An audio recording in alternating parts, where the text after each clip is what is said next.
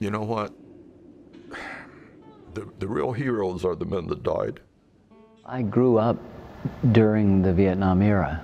I thought I knew something about it. I'd come of age, I read the newspaper, I watched the nightly news, I discussed it. I was on a college campus that was a hotbed of opposition to the war, so there was a general sense as we began to contemplate doing this project that this was something I knew about. And I learned very, very quickly how little I knew and how much I needed to know. And so in some ways I feel like the entire 10-year production was a reminder of what I didn't know. And that humility actually was a really good place to be, because it made me receptive to all the new information. I think a lot of us, particularly with regard to Vietnam, but also other historical events, we begin to adopt a kind of superficial understanding of it, and that's it. It's a very short headline, and that stands in for what we think is all that's going on. And in something as complicated as Vietnam, as fraught as Vietnam, as